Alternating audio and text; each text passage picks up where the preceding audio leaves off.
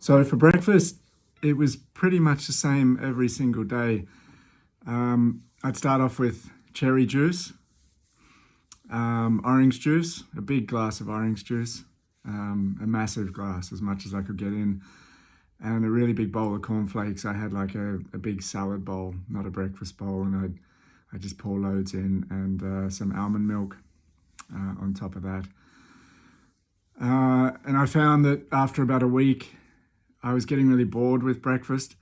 And I just had one of the runners that came and joined me actually mentioned Cheerios one morning, and that stuck in my head. So I asked the crew to buy some Cheerios. So I mixed up the cornflakes with Cheerios on the second week, and that created a little bit more excitement in my life. And then also in the second week, I started incorporating 2 slices of toast every morning, normally with loads of honey piled on. So breakfast was pretty big, but it was a good start to the day. It was very boring towards the end, but it was going down okay. And then every 1 to 2 hours, I'd be stopping and snacking from the back of the support car that was with me. Most of the time, it was about 50% road and 50% trail. So a lot of the time on the road, I had the car right with me. So we'd stop, we'd pull out the chair, and we'd just kind of grab whatever was in the car. It was often bars, an energy bar, maybe a Cliff bar, which I normally hate when I'm training, but because the intensity was low, I was able to sit there and snack on a Cliff bar, and that had some decent protein as well. Or it might be cold pizza from the day before. There was always a wrap there, and the wraps went down the first week, but the second week I couldn't stomach them, and normally by the end of the day the wrap was still sitting there. Maybe 1 or 2 bites out of it, but that would be it. And we'd stop for lunch, normally like mid-afternoon or something, whenever I felt like I needed a decent break, and that's when I'd have some sweet potato and gravy. Well, I guess the first week was lots of bagels and wraps and rice, and then the second week, sweet potato and gravy. Quite often there'd be a pizza there as well if we managed to get a pizza.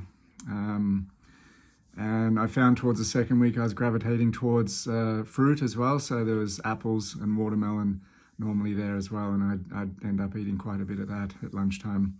And again, juice.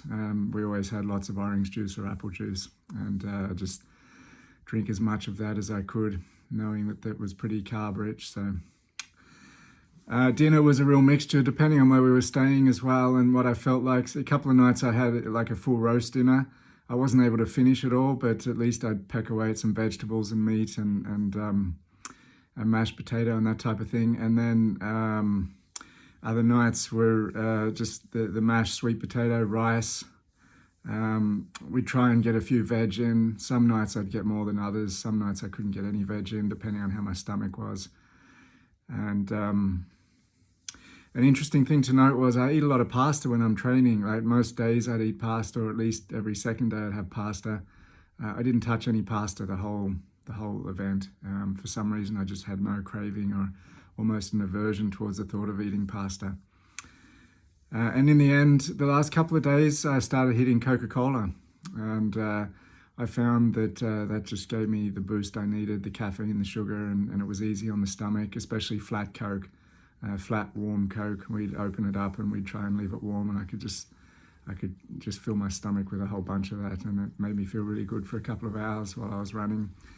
And then on the second last day, I actually saw a McDonald's in one of the towns we ran through, and I couldn't get out of my head a craving for a couple of cheeseburgers.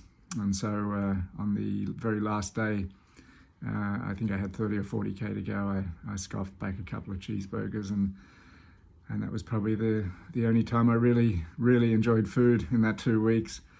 It was just fueling. I just looked upon it as fueling, and I realized very quickly into the event that I wasn't going to enjoy eating, I wasn't going to enjoy food, and I had to change my whole mental approach towards food. And it didn't matter whether I liked it or disliked it and how it went down, but it was just purely fuel, and I needed that. So for me, the whole event really was an eating challenge. The running side of it was okay. My body held together there, and the everything went okay there. But for me, it was entirely an eating challenge, and that's where I found it really, really tough. But we got through, and yeah. So thanks, Paul. All right, see ya.